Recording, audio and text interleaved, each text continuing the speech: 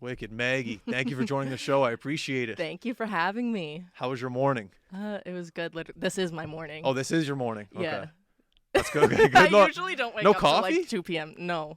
No coffee? I can't do coffee, can't do caffeine. No tea? No. Nothing. Only a little throat coat every now and then. Throat what? Throat coat. It's a tea that you drink Okay. when your throat hurts and you're like a singer. Oh, yeah. It helps like coat the throat, you know? Coat the throat, I get it. Yeah. Yeah. Throat coat tea. Yeah. It's not bad. Anyway, so I just want to say thank you for coming on the show. Jeff was telling me all Thank you for about you. I having heard me. about you probably 2 years ago with a friend of mine, Quake Matthews. And then I Love found Quake. out, then I found out you have a brother who works for Gucci, and I'm like, oh my god, this girl must have grown up in a creative household. So like, where did you grow up, and what was your upbringing like? So I grew up in Waverly. Okay. I have 4 older brothers. 4. But they're like, I have 2 like way older brothers that are from my dad's first marriage, so they're not my stepbrothers, but they're my half brothers. Okay. But we don't like say half brother. And then I have twin brothers who are 26. So I grew up with the twins in the house and me. The older brothers were gone. So no one else is really musical except for my 3rd oldest brother, Trevor. When I found out like I had these older brothers, I was like, no way, because he was like an Olympic snowboarder and pro skateboarder, and then he's like going on tour in like Japan and all these places, and I'm like, I want to do that. Like this isn't real, because to me I was like, he's so famous, and then I was like, I want to be like that. But the twins, you know, they're very like sports, like wrestling, a lot of like mixed martial arts. They do all that stuff.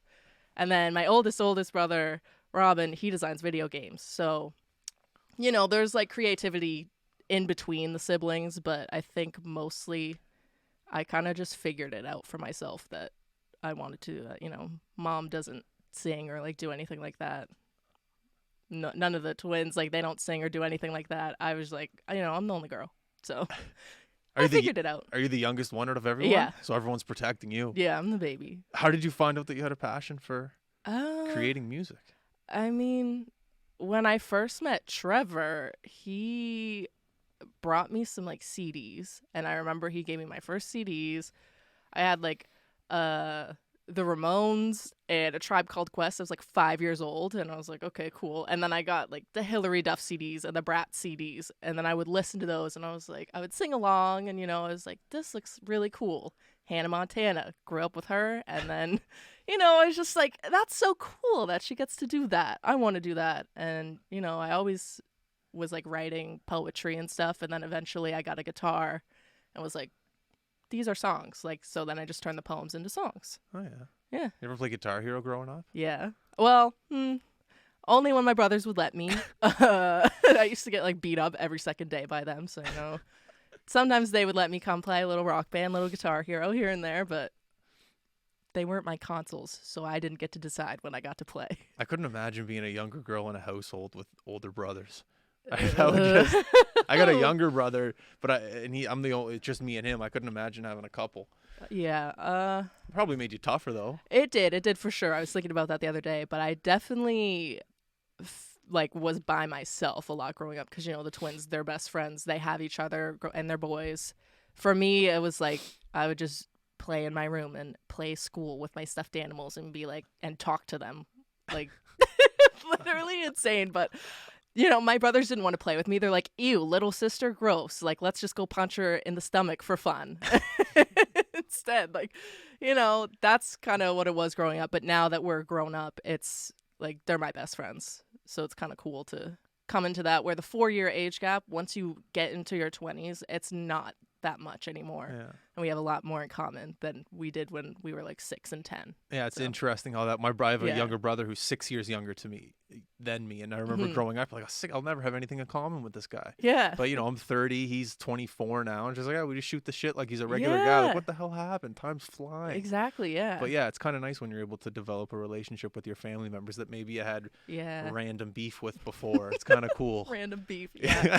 They always tell me, they're always like, were you conscious when this happened? Because things happen in our lives, and they're like telling memories, and I'm like, oh, I remember that. They're like, you were conscious? Like, you knew that was going on? And I was like, yeah, what did you like? I was 6. Like, do you think that I'm dumb? Like, I was there. And they're like, oh, you were just kind of like invisible.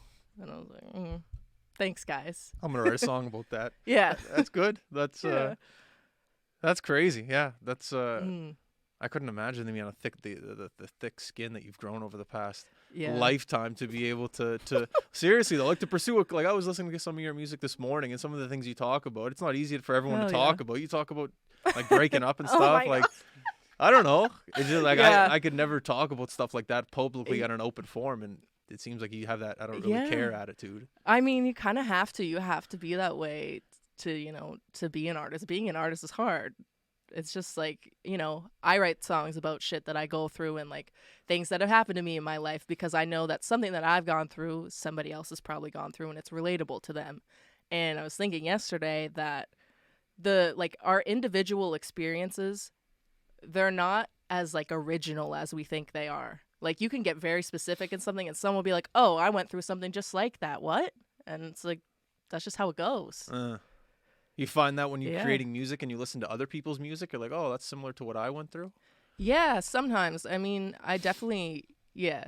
When you listen to lyrics, you hear stuff. Sometimes you'll hear a line or a chorus or something that really just sticks out, and you're like, it's very personal to the artist, which makes it also very relatable and like personable to the fans who are, taking in the music, and it makes it very specific to your audience. And yeah, kind of like I really like fuck with music that I'm like, damn, this person, I'd probably like them in real life because they've gone through something like me. So yeah. Do you listen to a wide variety of genres?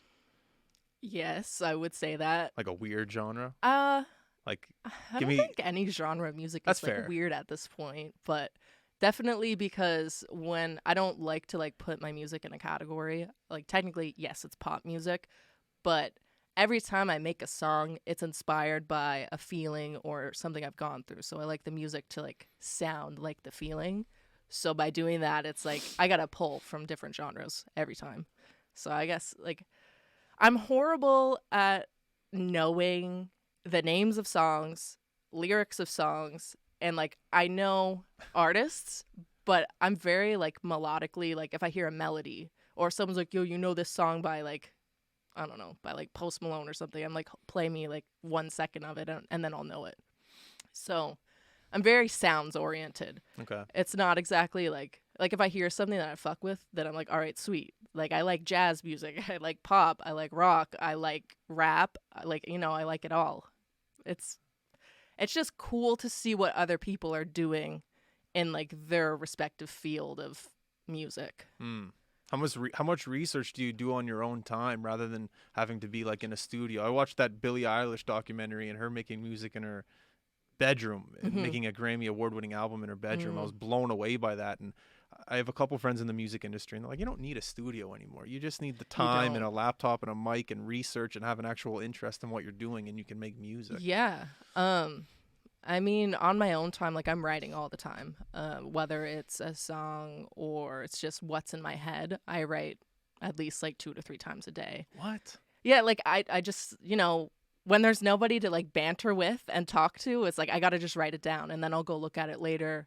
Usually, when I'm going to a session or something, I'll be like, I just like wrote this the other day, just how I was feeling. And then we'll just talk about it for a second and then start writing off that. I do have like a little setup in my room. I'm not a producer, but I'm starting to like figure it out myself because the more that you can do makes you more like versatile as an artist. And also as a female, if you can produce, you're the shit. So like I'm trying to figure out how to do that on my own. It's pretty tricky to teach yourself how to do those things, but YouTube exists, Google exists. Oh. Yeah, it's hard. I went to the University of YouTube. Yeah. Everything. Yeah. Everything. Yeah, when you don't know something, somebody made a video and then you just go look it up. But yeah, I don't like produce or mix or master or do any of that myself. I do a lot of the writing myself and I'll just come up with ideas, just play guitar in my room or do whatever I need to do. And then when I go to a session, it's like we don't waste any time because I've been like writing or coming up with melodies and stuff and I already have an idea of what I want to make when I get in the studio. Yeah. It's kind of the same approach Yeah. as a comedian, how you're writing things down every day and then you go to perform it in front of people. Yeah. If it doesn't work, it doesn't. If it does, it does. And they write random things down every single day and they try to Yeah. created into their craft. At least that's the way you're speaking. It kind of sounds similar. Yeah, I would say that Like just for coming sure. up with ideas. Yeah, I mean that's all it is coming up with ideas. I have like a full like list in my notes of like song titles that I want to write, or just like little. Sometimes like I'll just there will be no music. I write a lot of songs with no music. Like a lot of the lyrics I'll just write in my notes, and then I'll go to the studio and we'll start building a song off of like what I wrote in my notes. And I found out that Kurt Cobain used to write songs with no music. And then when I was telling someone that I do that, they were like, oh, Kurt Cobain used to do that. I was like, okay, that's kind of cool, because people are like, that's weird that you just like do that. And I'm like, sometimes you just have words and no music. So. Yeah, that is weird. I don't know. Like I just I wouldn't know. understand how to. I don't know. You just like write things, and then like sometimes like I'll talk to one of my friends and they'll be like, damn, that sounds like a song lyric. And I'm like, all right, cool. So then I write it down. And a lot of the best songs, like I wrote a song over text message with a friend of mine who doesn't even write songs. And she said something and I was like, damn, that's a crazy hook. And then we just wrote a song together. So if you think that you cannot write a song, you literally can. Yeah. It just takes one little like spark, and then the whole flame is there. That's cool. Yeah. I like one thing you said on the song Honda Civic. You're like, let's be honest, you live in your mom's basement or something like that. And, but the thing you said before that rhymed really well. And I was like, oh, that was very, very Let's hooky. face it, you're addicted and complacent. Yes. Yeah. That was really cool. Yeah. Oh, that's a great tune.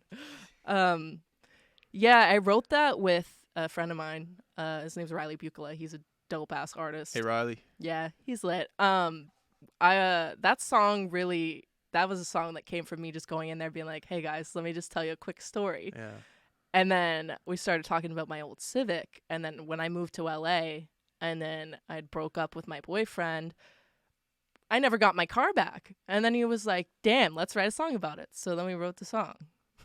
When the first lyric was something about Nova Scotia, Yeah. and then the name of the song was Honda Civic. Honda Civics and Nova Scotia just go hand in hand. Yeah, they do. If you're 16 to the age of Oh my 20 God. something, you probably had a Honda Civic I at love one a point. Civic. Oh yeah, It's a good, it's reliable car. It's a great high school car. It's the first car is. your parents give you, maybe. Yeah, It's a good car. it's the first car I bought myself. Oh, is it? There you go. Yeah, and I never got it back. What, your boyfriend took it? Or I don't know where it is. I like I went to LA. No, that's oh my God. I went to LA and then shit was all good. I went to go visit my brother and like hang out with my nephew and be with my family, and then like record some music for 2 weeks.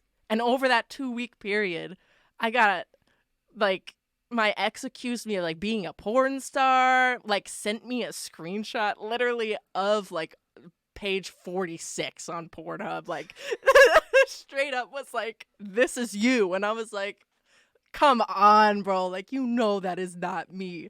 It's like, you're such an LA girl now. And I'm like, ugh. I was like, okay, we're just gonna break up. Like, if you do this shit again, like, we have to break up. Like, you're literally mentally abusing me. Like, I can't. So then we broke up. And then, a little time went by and I was like, hey, like, I could send my uncle or like my mom to come get my car. Never got a response. So I don't know what happened to it. Never got the car back. I literally handed them the keys when he dropped me off at the airport. That was the last time I ever saw the guy. Wow. Yeah. Well, at least you got a hit song out of it. Yeah, true. You got to take the good with the good, bad with the It's bad. true. You got something out of it at least. It's true, yeah. I mean, every bad experience is just like a good song. So We find that with the podcast. Every bad thing that happens Yeah. with the company, it creates a hilarious story. exactly. It's just nothing ever exciting happened Yeah. from saying, "Oh, I had a bunch of money. I sat on a couch and I went on Yeah. my yacht and I drove." Like, it's cool, Exactly. but like the grind is the funny. Have you watched the Kanye documentary? Yes. Oh my god, It's so good. I'm blown away. Like, oh my gosh, me too. What you're on? Do you finish Yeah, both episodes? yeah. I I watched think- the last part last night, or the second part. Episode 3 is at Wednesday, I think. Yeah. It's so weird to me seeing that guy in public and no Mm. one freaking out. It was- I'm like on a Kanye kick lately, but I also kind of like feel like Kanye sometimes, because just watching that, I was like, nobody believed in him, and people don't believe until they see something. You have fake believers, and then your friends are like haters. They're like, bro, like, why are you doing that? And then something pops off, and then everybody's your friend all of a sudden. Like, Kanye never stopped believing in himself, and I think that's something that I have like in me where if something doesn't go right or if someone doesn't listen the first time, I'm like, all right, fuck it, watch me. Yeah. And you're gonna regret not believing. Like that scene where he's in the office and the girl's like, she's like, oh, you're getting a BlackBerry because you can read full emails on it, and he's like trying to play his song Yeah. and they're not listening, but they should have been listening. Yeah. You Can you know? imagine hearing Through the Wire for the first time and you're busy writing an email? You're like, all right, Yeah. buddy. Like, you imagine that? Family business. It's like Bob Dylan giving you a guitar and you're like, thanks, buddy. Like, what? Like, Yeah, just like, not what's even knowing. this? Yeah, just like that I think was that was episode 1, I'm pretty sure. And they went to the Rockefeller offices. Yeah. And he just walked in every office and started playing his Yeah. album. And everyone's like, hey, man. They're like, okay, like, Beanie who's this Siegel's guy? going to be here soon. You What gotta they said go. it? They call him like Canny's Yeah. here or whatever. And It I'm was like the spice, cayenne. yeah, Yeah. Cayenne's here. Cayenne's here to see Ludacris. Okay. Like those people must feel like such fools, like seeing that documentary like come out now. They'd be like, damn, like I really made a mistake. Yeah. Like, Some amazing footage, like the Jamie Foxx footage. yeah, Take my that was money incredible. and you're just like that's part of at least my childhood, that Mhm. lyric, and then you actually see it behind the scenes. You're Yeah. like, whoa. Yeah, Whoa. Kanye, he really, he found his team. Like he had people around him who believed in him when nobody did, and they were like, all right, shit, we have to shoot all this footage. And now they have this crazy documentary of Kanye, one of the literal, like the greatest of all time, seeing his journey from, going from nothing into the literal genius that he is now. It's insane. It's kind of crazy. It's inspiring as fuck. Because a lot of people say it. They go, yeah, just do it. Like, believe Mhm. in yourself. Don't care what people say. But a lot of people don't have it on camera. Yeah. It's Yeah. it's interesting just to see how that perspective actually works. Like, people talk about it, but to Mhm. see it on camera, him go up to Jay-Z and Jay-Z not even know who he is and keep Yeah. walking by, and it's just like, whoa, there was a point where Kanye was a nobody. Yeah. It's kind of cool. When he sees the little kid in the hallway and he's like, you know me, like I wrote this song and this song, and the kid's like, cool, and then just walks away. And Yeah. I'm like, But that's the kind of level of belief you have to, like, promote yourself. You just have to, like, hell yeah. if it's a You just have to do whatever you like. You got to do whatever you need to, and Kanye like worked hard as fuck for everything that he has, and he's incredible. Like such an inspiration. When I was in grade 5, my sister-in-law was on tour with him, and she No. got me like a signed shirt from him that I also lost in the breakup, where I also lost my car. But I was thinking about it. I was like, I had this shirt from the Kanye West Glow in the Dark tour, and like he really wrote my name on the shirt and signed it, and then she like sent me the shirt, and I was like, this is crazy. And that's like grade 4 or 5, like no one cared about Kanye West in my age group. They're like, who's that? And I was like, this is crazy. The guy who wears the shutter shades, like, you guys are kidding me right now. wow. So it wasn't even College Dropout. That would have been like 808s. Yeah. Oh yeah. 'Cause Yeah. how old are you? You're 22. Yeah. Okay. Because I Yeah. remember listening to College Dropout in junior high on Mhm. someone's iPod Shuffle. It was just my this God, little iPod. rectangle The thing. the big one. That's yeah, like- it was yeah. like long and skinny. And it's like 2 gigs. Yeah. Or no, it was like 500 megabytes. I think. couldn't tell you. And I remember listening to that Yeah. with like my buddy, and we'd be splitting the headphone driving to lacrosse, and it was just Yeah. so different, so Yeah. unique. But going back to like the guy that wears the shutter shades, yeah, that's later in his career, and he's like kind of an established star. Yeah. To have that'd be worth some money today. I know. Where is it now? Like, it probably went to Value Village, and whoever has it now, like give it back. They're like, who's Megs? Like, what's going on? I don't know where it is. I don't know where any of my stuff went, but that is something that I wish I still had to this day. I never wore it. I think I wore it once, and then I always like kept it folded up and in like such good condition, and now it's gone. It's a bummer. I know. It's okay. Was I'll the get T-shirt another like a Kanye T-shirt? Yes, from his tour. It was a Kanye West Glow in the Dark tour. It was a red shirt with yellow writing. It had the bear on it, and it had the shutter shades on it. And I was like, this is cool. Like the teddy bear. Yeah, it's like, I wish I still had that, but it's okay. It's all right. Kanye, I'm coming to get another shirt one day. You'll be back. You'll get another one. I'm coming to get a feature actually. Put me on Donda 3. Is that the next album? Is I Donda 3? mean, Donda 2 just came out, so like Did it? I Yeah. haven't even. how it's did on that the stem. It's on the stem player, but I do have. What is that? I heard that. It's this little thing. It's kind of like an MP3 player, but you can separate the stems of the song. So you could like separate just the vocals. You could separate the drums or like the synth or whatever, and you can like play around with it. I guess. How much is it? $200. So the only way to listen to Donda 2 is if you buy the stem. I got the songs on my phone. Oh, I got yeah, it. yeah. I got the link Dude, off Twitter. it's so cool though, the stem player. I think you'd like it. Did you get Oh, one? No, but I've like seen I didn't TikToks get and one. stuff. Like I wish I could like Oh, yeah. I'll look at it after this. Yeah, it's I like the think new you'd like MP3 it. player, I think. The new MP3 player. They're going back and they're I don't know. Someone sold like an iPod Nano for 30 grand the other day on eBay or something. Stop. Yeah, I saw that. I was like, I have an iPod Nano. Like, can I make $30,000 off of it? I gotta start holding on to stuff. Like I know. things are gonna be worth money one day. Like the Pokemon thing. Oh my god. Do you Don't get own me an started Do you on own an Pokemon NFT? cards. No, but my brother is like the top 3 NFT seller in the world. The Gucci Ghost. Yeah. What's his name again? Trevor. Sorry? Trevor. Yeah, He- Trouble Andrew. Trouble. Yeah, they call him Trouble. Was he the kid like in school who was drawing on his notebook? And I He didn't finish school. He dropped out in grade 10. see that's even better. I know. Our dad always told us, like, growing up, if you want to do something, do what you love and you never work a day in your life. And, like, do it to the best of your ability. If you want to be a garbage man, go be the best garbage man in the whole world. Trevor loves snowboarding. So when he was 16, he dropped out of school. And then he was, like, the Canadian freestyle champion. What? Yeah. Where does he live? Is he in LA? He's in LA now. Yeah. Oh, he my was God. he moved to BC first. And then, like, Coca-Cola was his first, like, major sponsor. And then he lived in New York for a long time, and they moved to LA maybe four years ago now. Who's they? My brother, sister, like their Oh, family. sorry. Okay, they sorry. moved, but yeah, no, just his whole story is like so inspiring to me because I'm like, damn, like he dropped out of school, and I had moments where I was like, I want to drop out of school, but I finished high school. I did drop out of university though, but he just went after it, and it really he works harder than anybody that I know. Like, he really put the time in. And then, when his snowboarding career stopped because of an injury, I think that's when he really started. He's always done a lot of, like, cool art and shit. Like, so dope. But the Gucci Ghost thing happened. He put a Gucci sheet over him and cut holes in it, and he would skateboard around New York, and people would take pictures, and that's where the Gucci Ghost came from. And then he did the... I have one like on my neck. He did the the Gucci Ghost, and that's what he would tag around New York City. And Gucci had the option; they could have either sued him, but they hired him instead, and that was the best decision that Gucci could have made because they made like a big comeback after that. It is everywhere. Yeah, and then now the Gucci led to my brother being able to be an artist.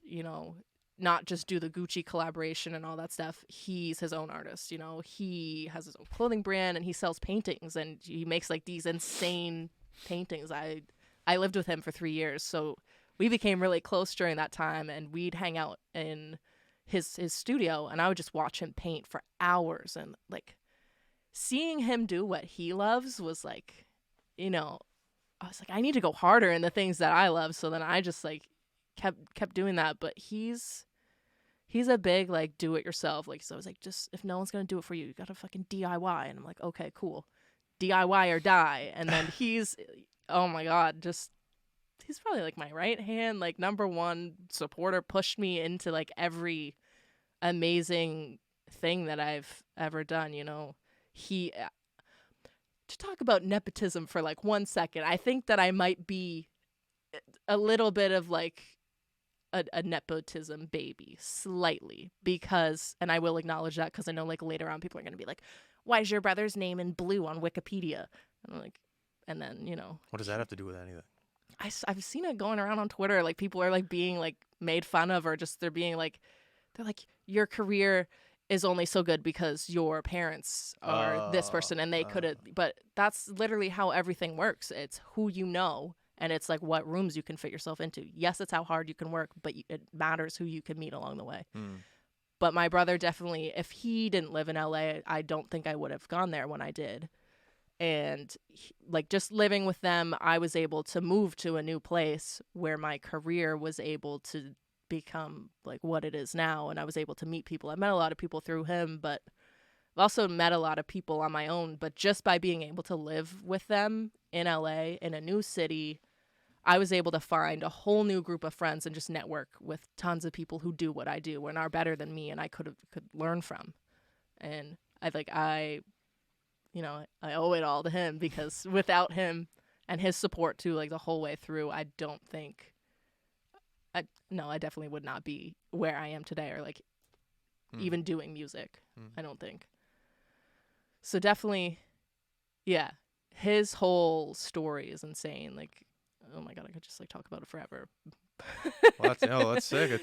You got to give yourself some credit. Like people, tons of people give me advice, but Yeah, it's what you do as a of course. individual. But it's an action business. You can Yeah. either sit there and take all this advice and just feel good, or you can take the advice and go out and do it. And it Yeah. seems like you're doing it. So Well, yeah, if something doesn't work, then you need to do something else. And like, I flung myself into like a little bit of a situation last year, and it took a lot of months to get out of it. And like, I'm out of it now, but what happened? I recently got out of my label deal. I've been released from my label, which is really good for me. But last year in July, I started, it was good at first. It was great. We did the whole trilogy. We released the song with Bear. Like, we did all of that stuff, and it was cool. But then I went to LA, and then things got really, really bad. And like, nobody talks about like the hard parts of being an artist, but there's a big high when you release a song because you're getting all this attention. You have the streams, like people are writing articles on you, you're doing interviews, people are reaching out to you, and you have, all eyes on you. But then when that starts to decline, you start to get really like down on yourself. Like, am I doing enough? Although I was like working every day and doing all this stuff, I wasn't putting out any more music. And then I just started to think like, they flew me out to LA, and from the start, my ticket didn't have my last name on it when I got to the airport. And this is flying during COVID times. So there's 3 flights out of our airport a day. Like, I'm at the airport at 3 a.m. They're like, you can't get on the flight because there's no last name on your reservation. I'm like, what? Like, can you guys just put one on there? Like, no, if you want to get on the flight, it's going to be $2,500. I was like, oh my God, like there's one more flight out of here. Like, I need to get to LA today. So I'm like calling everybody at the label, like every single person. It's like 3 a.m. No one's picking up. Like, I called like everybody like 20 times, and I'm like, okay. Like, what do I do? Then finally, someone calls me back at like 10 a.m. I'm like, there's one flight left that leaves at noon. My COVID test results are going to expire or whatever, because you had to get them like 3 days before. I was like, please, like, I got to get on this flight. So they get me the flight. I'm like, okay, everything's all good. Like, let's just like calm down, reset, whatever. Then I go to LA. Things were good when the first couple songs came out, but it was like the lack of communication. And then I just really started to realize that long term, being at this particular label wasn't going to be a good decision for me, and it wasn't going to be somewhere where I could grow.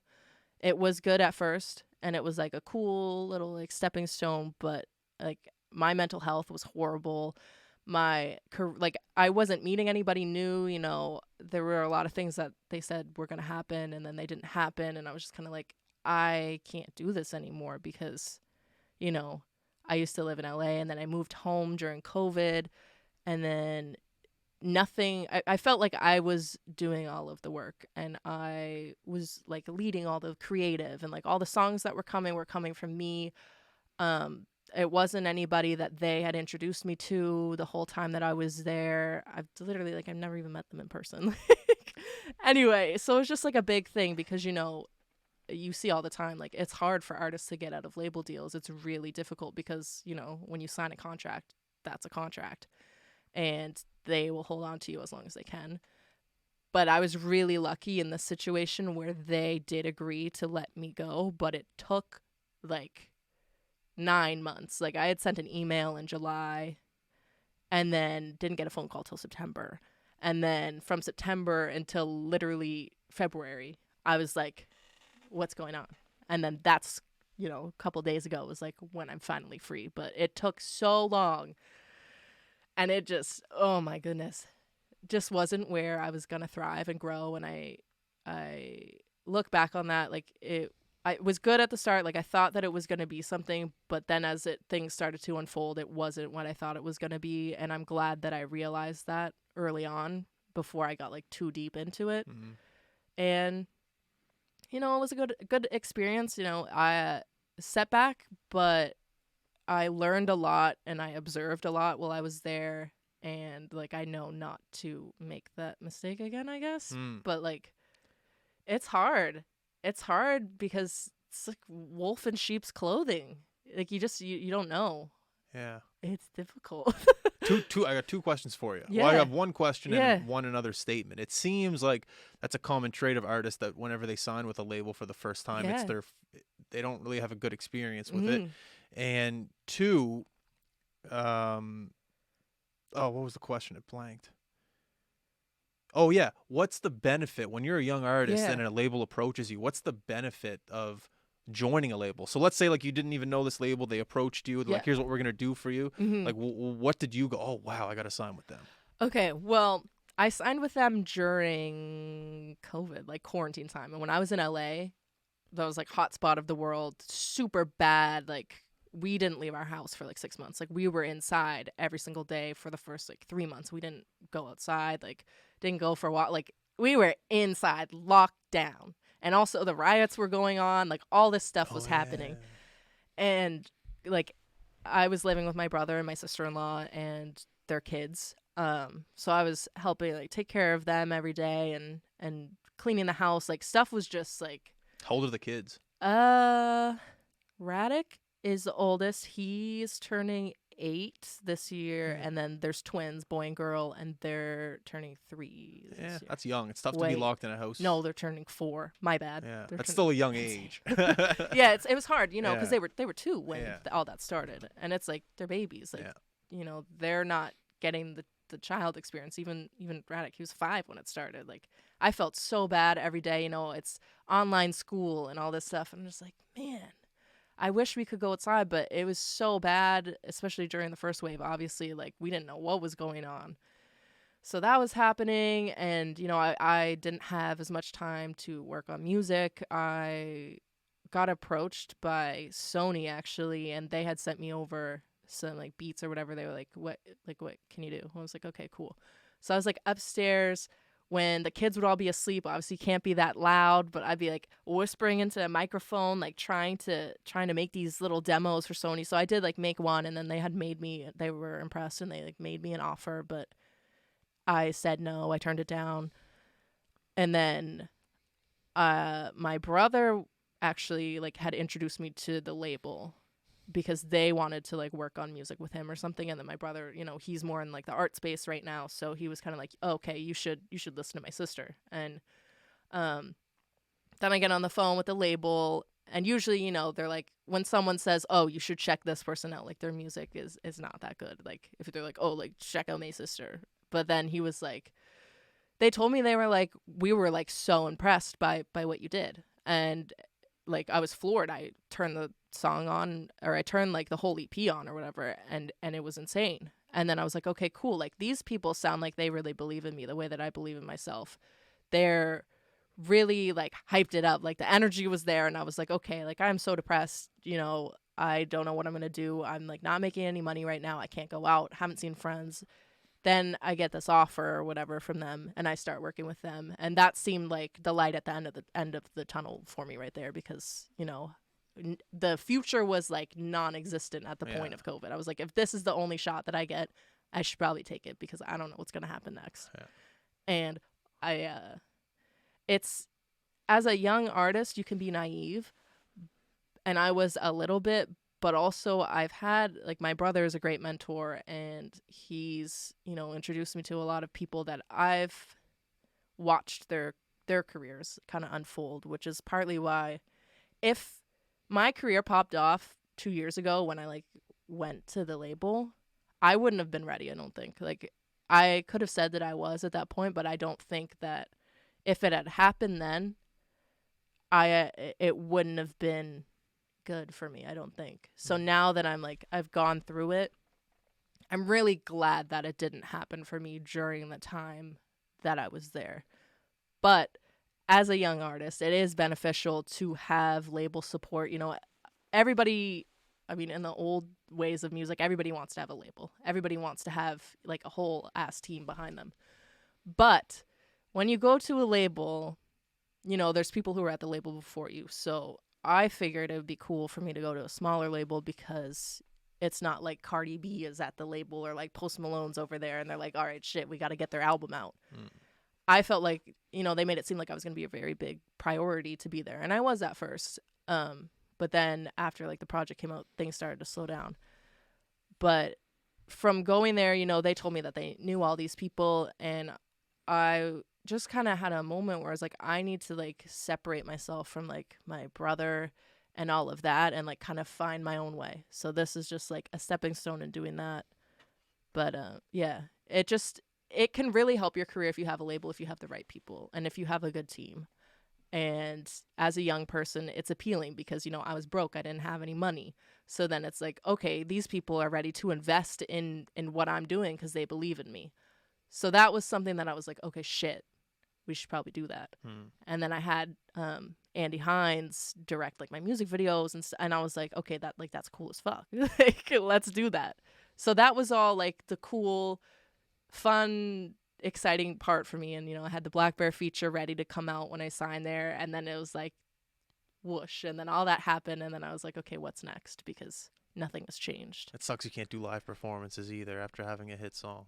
I Just know. like that's how you make most of your money too, is by doing live performances. I know. So it's like you're suckered if a label comes to you and like, look, we're gonna give you all this money. It's like, all right, let's do it because I can't make money any other way. Yeah, I mean, yeah, streaming doesn't pay anything. Like that song has like 3 million streams. I saw they send you like a quarterly report or whatever of, you know, your expenses. And I think I made like 30 grand off streaming last year, which is cool. Like, that's great. But I'm never going to see any of that money, really, because then, you know, there's all the expenses that we have to recoup and like all the money that we spent to market everything. Got to pay all that back.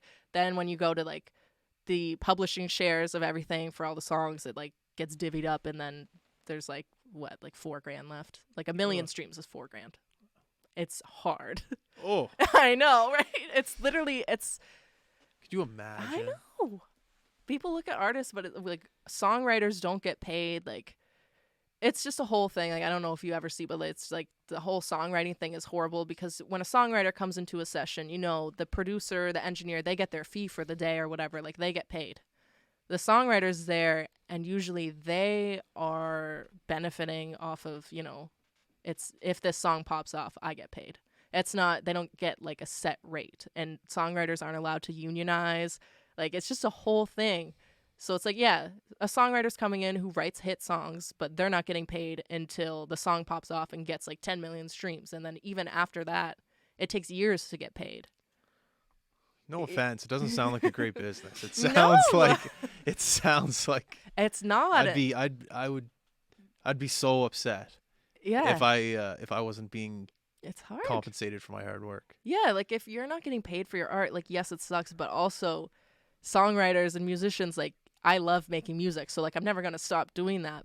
But also, as we, like, just as artists, we are the people that are leading the industry. It's not the people that work at the labels. It's not the people, you know, the managers or whatever, because without the artists, there is no art. You know Afy from Bahamas? No. So he's an artist. He has a band, Bahamas, from Toronto, moved here, Yeah. has a wife, and he came on this podcast probably 2 years ago, and he said the problem with the industry is that the labels know that the musicians will make music until they die. Yeah. That's all they want to That's do. That's true. all they know how to do, and the labels know this, and they know how to take advantage of Yeah. it.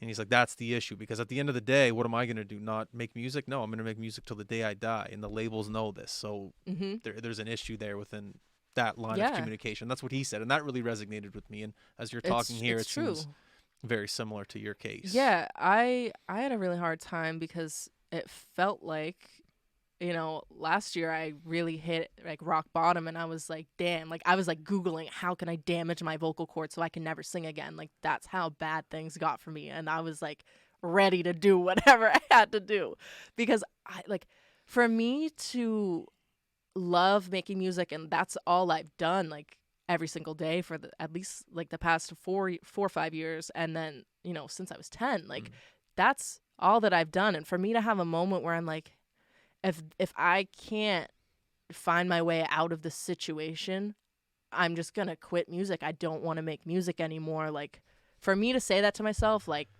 that was hard, because that's my passion. That's what I love. And then to still, like, I just had to like ride that shit out, and like I'm here now. But I was like trying to figure out what else can I do, because if I'm trapped in this thing where I like cannot get out, what do I do? And like nobody can really help me. I was like, I'm broke. Like I can't put any music out. Like, what do I do? And then I just had to wait. Like I really just had to wait, and I hate waiting. Yeah. Well, you and Hate everyone waiting. else in the world, everyone's waiting. Yeah. Well, I guess maybe not in the States. They're pretty much open, but Yeah, all the concerts are coming back. yeah. Itching. Do you have any Itching plans to go one. back down there anytime soon? Yeah, I'm trying to figure out. I'm doing a song camp next week, like here. Gordy Sam is. It's Gordy? not a Gordy Sampson song camp. It's a Jones and Jones song camp. It's like Sherry Jones, her first song camp as her own company. But Okay. she helps run like the Gordy Sampson ones and stuff. Where's it at? It's in Humberts. It's at Rob Steele's Castle Ooh. in Humberts. I know. That's Rob Steele's Castle. Yeah, I got I got invited to my first song camp with like Music Nova Scotia. I've never really been like recognized by the music industry around here because I didn't make my career here. I made it in LA, and like I guess I wasn't here. Like I never got a grant from Music Nova Scotia. Like I didn't build my career off any of that stuff, and I don't really know anybody in the industry around here. So then, when they invited me to the camp in October, I went. I was like, cool. Like, I've always wanted to go to song camp. Nova Scotia, little camp rock action. Like, hell yeah, let's go. And I went, and it was fun to try something new because I write really well when I have a co-writer. And it's just like a week straight. It's like summer camp. You don't leave the camp. Like, you stay there. You hang out with everybody. You do two sessions a day. And then at the end of the day, you share the songs that you wrote, and you either play them, or if you made a demo, you play it. Everybody just like drinks and like hangs out, has a good time, and then you do the same thing all week. That sounds great. Yeah, like 6 people. I think it's like 6 songs get written a day. It's very productive. It's a great fucking camp. Like I love it. But yeah, Quake was at the last one, and that was like the first camp I'd ever been to. Oh yeah, he was telling me about. Yeah. Okay, I know which one you're talking about. Yeah, so to have Quake at camp, because they were like, don't expect to be making the music that you usually make, like pop music, because they were like, most people who come to the camp, they make like folk singer, songwriter type music. And I'm like, all right, cool. Like, it'd be cool to write for somebody else. And then Quake came to the camp, and then I'm like, okay, shit. Like, if we get in a group, we're not making music like that. So Quake and I get in the room, and we're like, put the guitars down or whatever. Sarah, she was the producer of the session, and I was like, open up Splay. So I was like, play me like a loop right now. And then she found one. I was like, put that in and put some 808s under it. And then she just made this crazy beat. And then Quake and I are like, okay, like, what are you feeling? I was going through like a breakup weird ass thing during that camp too. Quake was like, we're not writing any like sad stuff. I'm like, all right, fuck, okay. So then we just wrote this crazy rap song about like a Tinder date from hell. Like, you go on a date with a girl from Tinder, she's crazy, like she's a psychopath. Like, Quake's like, it's literally about me taking Quake for a drive down a dark road, gonna kill him. Oh, so you guys are on the date. I got you. Yeah. Okay. I play the part of the crazy Tinder girl. Quake plays the role of scared man who decided to go on date with crazy girl. But no, that was like we made a couple songs like that, and then you vote for like the best song of the week or whatever, and that the one song that we did came out as like the best song of the week, and I was like, shit, it's my first camp. Like, that feels good to be Wow. to have like written the song that everybody loved the most. I was like, I want to come back and do it again. So now we're gonna do that next week. And Quake is also going to be at the camp next week. Oh, so. is he at the castle? Yeah, at the castle. Man, I want to come. Quake Is at there the castle. You need a podcast guy there? I don't know. I mean, Who's doing it? Pop? It's Sherry Jones. It's Jones. Sherry Jones. Sounds like a pop. Yeah, it does. It does. I love Sherry. I don't know. She's like the Music Nova Scotia queen. But it's cool. It's cool to be like immersed in the industry a little bit around here. I moved back at the end of 2020, and I didn't really have any friends here. Like, I have a couple of my best friends from high school, but I don't have any like music friends. And then I became friends. I don't know if you know like Ate and Jax. They're a little duo. Oh, The boys. I'm gonna take it to the movie. She got a Shit, booty. what What is up? it? Yeah, Yeah, I them. like them. They're Yeah, funny. yeah, I love and them. they're good. Yeah. And they're like in the tennis ball or the tennis. Yeah, in the tennis court with Yeah. yeah, they're dope. I love them. I'ma take I it to met the them, booty, she got a booty, what? and then I became friends with them, and then yeah, then I met Kyle Sunsetto. Like I met, and they were like my most talented musical friends that I met when I moved back here, and you know, did what I could for them. And the whole point of like being a musician is like, if you have friends that are like on your level, like stop going to search for like people who are bigger than you. Obviously, yeah, you'll meet them in time, but like you got to put your friends on, because otherwise it's very lonely, it's very boring at the top, because you have all this attention from people that you don't know, but then the whole thing is like, who do you have when the show is over, the lights go off, and it's time to go home? The show's done, all the fans go home. Like, who's there for you? So you really just have to like keep the real ones close, because otherwise it's very lonely and very bad. It's literally like it gets really, really sad. So I mean, yeah, Ate and Jax, love them, and they kill it around here. They sell out every show that they play, and I think that over the next year or two, I think that they're really gonna like have a come up moment where they get big, because I got some catchy songs. yeah, they're talented. Jackson, the Jax part of the group, he's an incredible songwriter. Like sweetest little kid I like ever met in my whole life. I just How old are they? Ate's older than me. He's 20, 25. Jackson's younger than me. He just turned 21, I think. Oh boy. But no, I just love them. They like, damn, they work hard too, and they hustle. So I would really like to see them like just blow up. Like I don't know. Like I need to see that in my time, and if I can help them do that, then I will, because that's the whole point. 100%. I think COVID has been the toughest on the entertainment industry. Yeah. Sports and entertainment. That's what this business is, sports and entertainment. But oh my god, you know, sports with no fans. well, we live stream, so that kind of helped us. But sometimes they wouldn't even let us. There'd be no sports, so we couldn't even go live Yeah. stream. But anyway, that's a whole horrible. other thing. But when I talked to Quake, he was like, "Yeah, the way you make money as an artist is touring, Yeah, like live shows, it is. and that's just non-existent for artists right now. yeah. At least here." Yeah. Every show that, sorry, not every show, every song that I made, it's never been performed live, because they all came out during COVID, and then people had tours planned, and then they got canceled, and then they had to like reschedule them. Then everybody's team and their dog was getting COVID, and like, yeah, they were like, oh no, we have to like reschedule. So I'm like, okay, shit, like, when am I going on tour? Do you have anxiety about like performing again? Like, do you forget how to do it? I don't. The last time I performed was on a stage in high school. What? Or unless you wanted to talk about the little song circle at song camp when you gotta like sing a song. I don't perform live. I mean, like I Wow. will, but those songs all came out During COVID? during COVID, and like before that, I almost had the chance to open for like Trevor Daniel at the Roxy Theater in LA, but I was like, shit, like the songs that I want to play aren't out yet, and I don't own the stems, like I don't have all the stuff. So at that time, like I was saying earlier, like if my career had have happened back then, I wasn't ready for it, because nothing that I wanted was like in motion. So I think that now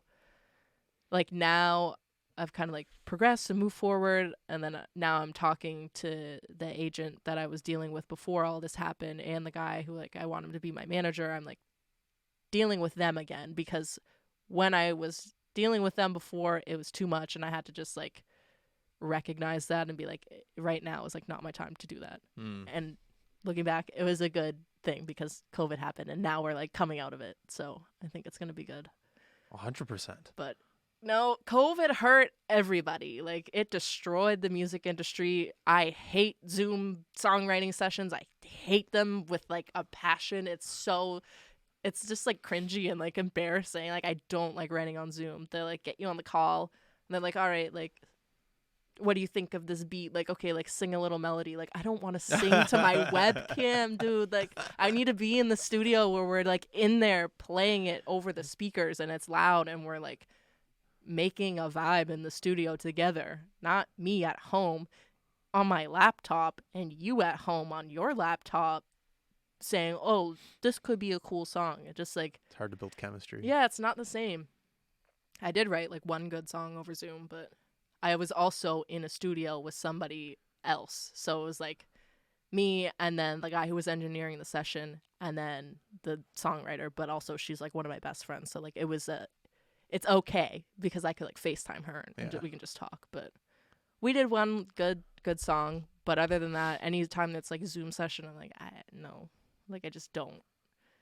I don't want to. Yeah. I'll do what I have to, but I You don't and me want are to. on the same length. I can't do it either. Yeah, It's I like tough. to like, be with people. Yeah. Because it's just different. It's the energy is different when you're in person versus when you're on a Zoom Well, call. there is no energy on Zoom. Yeah, but it's There's it's nothing. the bandwidth. Like it's Yeah. just the internet. I just put me in the room. I don't know what the metaverse is, but I have a feeling that's going to be it. I don't really know about the metaverse. Is that VR? Don't ask me. I shouldn't have brought it up. This is my metaverse guy and NFT guy. He Is tells that me VR? everything. Part of it. Yeah, That's part of it. Yeah. it's just like internet where they do like Fortnite virtual shows and whatever is like Yeah. meta. Well, I'm sure your brother knows a bunch about it. If Yeah, he's an oh my NFT God. king. He is. How many? So he creates them. Yeah, he does. He does them on Nifty. You know about NFTs? Yeah, a little bit. We had yeah. a guy on here the Little other day who created an NFT, and it's when's it going for sale? When's it? From Within the Bedford. month. It's Okay, kind of cool. kind of just depends. Like Yeah. what you got to it's like your timing. You got to pick the Yeah. right time. Like when True you think tiki. it's popping. True Yeah. Tiki. Oh, Yeah. okay, cool. I would like to do an NFT because I definitely know that. I watched like this Gary Vee thing, and my brother sent it to me, and I was like, okay, this is coming from like Gary Vee, big successful entrepreneur, whatever, coming from my brother to me. I was like, I should probably listen to this thing. So he sent me it, and it's like in the next like 5 years, the whole music industry. Because the traditional thing is like a label. It's like 80-20, 80 to the label, 20 to the artist. Yeah, insane. That's like a traditional label deal. But we're moving away from that now Oh my God. because artists are like, we don't fucking need that shit. Like, if you can build a fan base, and that's why like TikTok is valuable, because if you can build a fan base, you can be independent and make your money. But the other thing with like a lot of TikTok artists is they can't sell a ticket. They can make a song, but they can't sell a ticket to a live show. And that's something like you have to learn how to turn your followers like into fans and people who care about you. But anyway, NFTs. I think like there's a way that you can like embed your song into like an NFT, like the art thing. So then you can then sell like your cover art. You can sell that to your fans. And then that way they'll own 20% instead. And then the artist will own 80. Oh, interesting. You flip it on their heads. Yeah, so then you don't need the label because now that things are going into NFT space, people want to own those and they want to, they become valuable and then you can flip them and resell them or whatever. And Interesting. yeah, so I don't know that much about NFT. Like I'm trying to learn, but I think I just need to like sit down and talk to my brother because he gets it. And it would be cool if we could like do an NFT together or something and like 100%. do that. However that works. But I think it would be cool to do a little NFT, It's the first time in my life where I feel like my parents or grandparents where I don't understand technology. I know. Like I understand everything on that laptop, everything these cameras, I Yeah. understand everything. But NFT is the first thing, and it's like I feel like it's Yeah. explaining the internet to my grandmother. It's like that. I get it, but I also don't because I always see the jokes where they just like screenshot the thing. They're like, yeah, You I won't. just got all the NFTs, but like they didn't actually buy them. They just like screenshotted them. It's like when you have a picture of the Mona Lisa on your phone. Yeah. You don't own it. You own a picture of it, but you have no ownership on it. So yeah, it's like owning the pictures on your phone. yeah, it's like you own a JPEG image of it, okay, Yeah. but you can actually own the item is like the whole point Yeah. of it. And then that item goes on the metaverse one day. Yeah. Or well, now. Yeah, or now. my yeah. brother's done like digital art show, so I think like if you own a lot of NFT, you can do like a VR metaverse, like an art show where you like put the Oculus on and you walk around and you can display all your NFTs and people can see them. It essentially is like how I think of it Okay. because I don't know if you make an NFT, like you could put it on display Yeah. at your That's like one piece of the giant puzzle. It's like yeah. yeah. I don't know, NFT and crypto. Think like, about I that. don't You know. could go to an LA art show right now, Justin, if you threw on your Oculus and see all As long as but I'm not going to experience the LA weather. Yeah. It's still going to be cold. Yeah, like, I don't know. Turn the heat up in your bedroom. I don't know. Yeah. Make it work. I just don't want to be on a computer all the time. That's the thing is, like, I like doing things in person. Like, I've been to a couple of my brother's art shows in person, and it's like, it's really cool to see the virtual metaverse aspect of that, but, like, I want to be able to see it and experience it in person so I can talk about it. Because, I don't know. I know that we're moving into like a very like digital tech era with things, but also I don't want to like lose the in-person feeling of doing things. Because during COVID, everybody goes on Zoom, and now it's like, oh, if you can just make it an email, why are we having a in-person meeting? Yeah. And I like being in person. I don't know, it just feels good, and I like the virtual concerts and all that stuff. Like, I don't love all that. You're not alone. I think a lot of people Like, can agree with you. Like, I'm down for it, but at the same, like, why am I in my bedroom watching Coachella? Like, why am I not at Coachella in the crowd? Like, it's not the same. When you go to a festival, you get to dress up, and like, whenever you get drunk, you get a little lit, and you go out to the concert and you have fun. You jump around. Like, if you're watching a virtual concert, you're not doing that. Yeah. I guarantee you're sitting on your couch in your pajamas, like eating a snack. Yeah. With not even like on a speaker. Like, you either have headphones in or you're just like watching on your computer with like the laptop sound.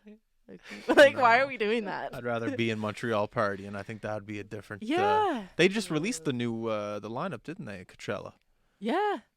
Holy smokes. I know. I'm That's trying to play big. Coachella. You should. I want to, and I think I'm going to, you know? No. Are you allowed to release that? I don't actually know. Oh, I'm okay. telling this as in like, you're manifesting oh, it. yeah. Okay, sorry.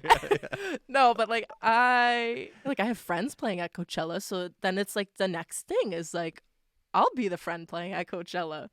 But I think, you know, even like lots of festivals, it's like I see people that I know, I see their names on the lineup, and I'm like, I'm very close to that being a reality for me. So it's like, it's cool to see that and like see artists that I've kind of like come up with over the last few years and have like had moments with, seeing their careers really just blow up. Like on the Coachella poster, like Kanye is playing and then Doja Cat's right underneath.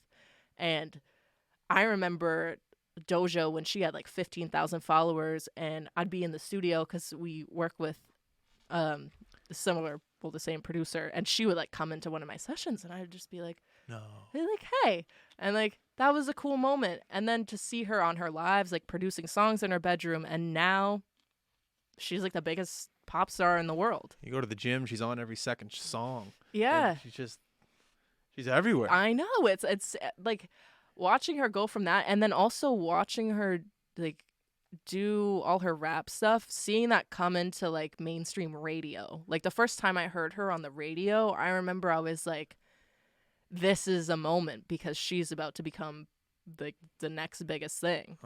And then it really, then I think she kind of like shifted radio too, because now they play a lot of like rap type songs on the radio. They weren't really doing that before. I remember growing up, like, you know, we're just playing a little Down with Webster, a little Headley on the on the radio. I am the biggest Down with Webster fan, but Good to know. yeah. Yeah, but you know, they were playing like Headley and like a little Justin Bieber. Like they weren't playing like Nicki Minaj and Drake and but now they're playing that on the radio, which is cool. It's cool to see that.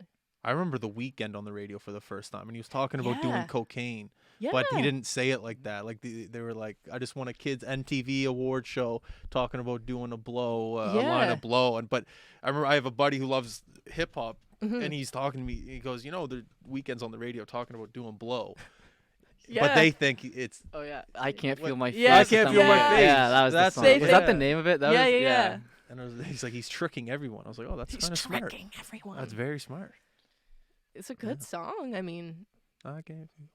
he had a big shift in his career too. Like he's kind of like going for like an older, like he's in like the 70s right now. Like The Weeknd is really pushing something different. Like, and I think that's also with his last album that he put out. A lot of people didn't like it at first. I don't think they didn't like it because the music wasn't good. It just didn't sound like classic you know, The Weeknd from Yeah. like House of Balloons. Like it didn't sound like that. It was something new that he was doing, and it took a couple listens to like pick Yeah. out your favorites and to get used to what you were hearing, because we're people are no longer confined to like the lines of whatever genre that they're classified as on a streaming platform. So people are doing whatever they want. They're like trying new stuff. Like I saw him live in Vancouver. He was really good. Energetic. He's probably out there for like an hour and 15 minutes. hell yeah. He's wearing like a leather jacket for an hour and 15 Sweaty. minutes. And I was like, holy smokes, buddy. And then he threw it in the crowd. I was like, that's a $10,000 jacket easily. Nice. I want to do that. But anyways, I liked him. He was like Starboy album. Yeah. That's a good one. Yeah. No, he was good. I think yeah. I mean, I wasn't the biggest Weeknd fan. I have a couple like songs by him that I really like, but he's a great performer. His Super Bowl performance, what was that, last year, was incredible. He's dope. Loved him in Uncut Gems. Oh yeah, that was a good movie. Yeah, it was good. Really good. I saw that in the theater in LA, and it was scary because you know the part where like everything's happening, they're like smashing glass and like all the alarms in the movie are going off. Oh, at It's the like- end when they yeah. I was in the theater in LA, and you know I've had like a little fear of like movie theaters from when that shooting happened at like the Batman movie or whatever, and I think that was in New York or something like years ago. Colorado. Yeah, Yeah. that freaked me out. I'm in the theater watching Uncut Gems. That scene's going on. The alarm in the theater starts going off, like the and I'm like, oh shit! Like someone must have came in and watched this movie, planned it out when the best time in the thing is to like cause a commotion. I'm like sitting next to my friends, and like not everybody heard it. Not everybody heard it because it was so loud, but the movie was so loud, and I was like, oh my god, like what do we do for a second? I was like what does this mean? I'm like shaking, like am I gonna die? Like I'm in LA, I'm like, oh fuck, like people could have guns here. Like what do I do? Like I'm from Nova Scotia, like please. Anyway, then the alarms go off and I'm like still shaking, like what was that? And I never found out why that happened. And I was just like, a lot of people didn't hear it, but like a decent amount of people did, and I was just like, damn, like that could have been like the end of my life. Like I'm glad it wasn't, but that was scary. Jeez, like Whenever I go into a room when there's like one or two exits, I'm aware of it. Like I remember in school, when Yeah. school shootings started to happen, I used to strategically sit in the room where yeah, if a shooter came in, I could somehow escape. I Me always it's too. a Starbucks. I think of that, like, okay, if there's a Yeah. lineup at Starbucks, I'm in the middle, there's one door out, the Yeah. bathroom's here. How do I get over through like the window, like the drive-through You window? weren't gonna lock down and sit down with all the other students. You were just gonna Justin was leave? just gonna dip out the nearest window. Unless I got like a run buddy into or the- like a girl in the class. Like I'm not like run into the woods. See ya. like whenever I'm with Sarah and we're grocery shopping, and Where's the I'll exit? always go to her just like, all right, hypothetical shooter right now. Stick to the hip.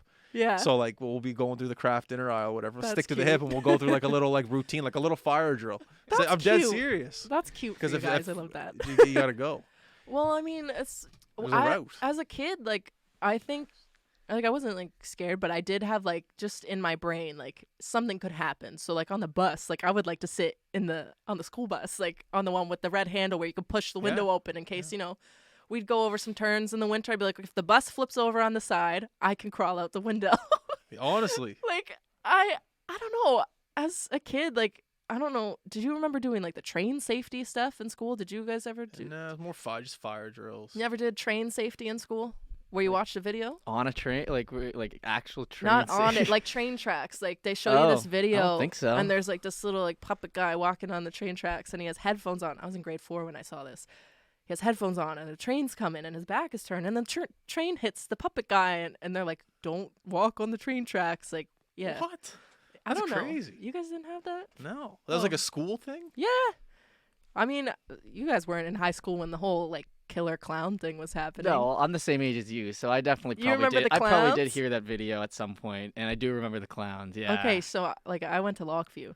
So one day someone made like an Instagram account that was like killer clowns like 2017 or 16. Do you remember this, Justin? It was 2016. And the clowns were going around like pretending to like be Halifax? crazy. No, Yeah. all over the world, like Yeah, everywhere.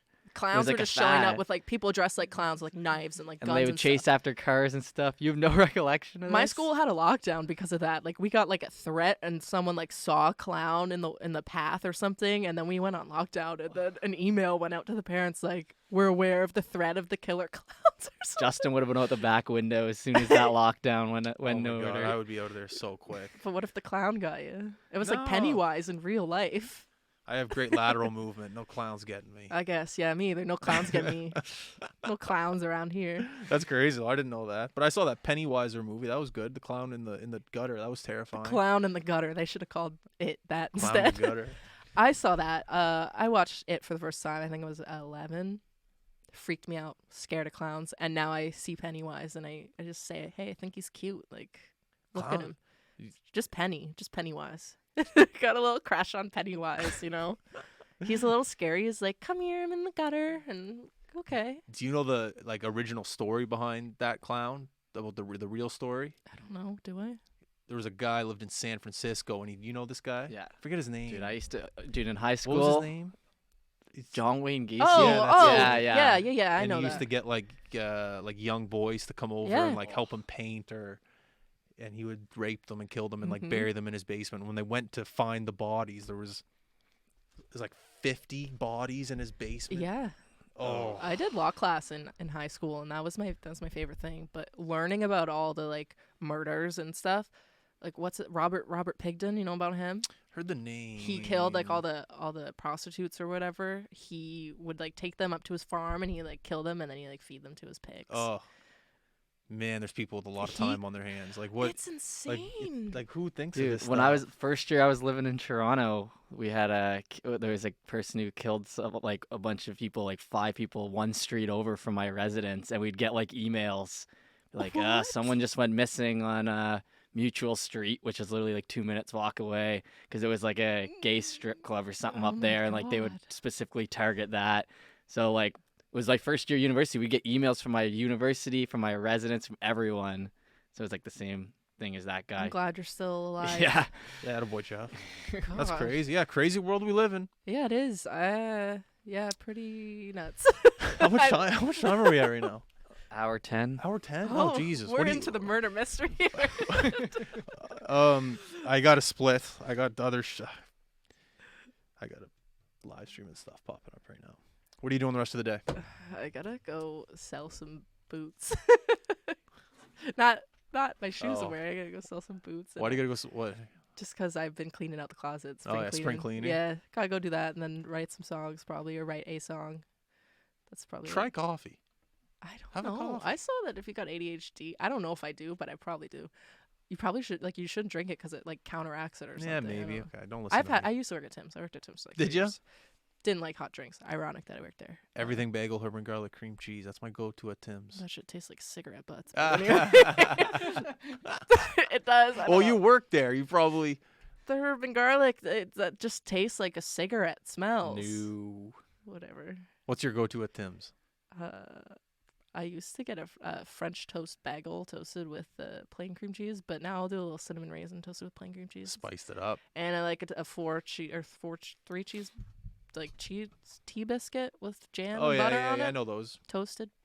Just little classics, you know. Yeah, a little taste of home. Tim Hortons. Yeah. All right, well, Maggie, thank you for Thanks joining for the having me. podcast. This was great. I It was a I good loved having you. ramble.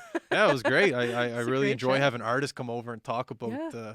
their career. So thanks. When I'm around, gotta get me and Quake on after a little dual episode 100%. after the song can't. 100%. When Premiere you're at level two. Coachella, I need some tickets from you. Okay. All right, sure. Sounds I good. got you. It's a deal. All All right, everyone listening, thank you very much for tuning in Monday.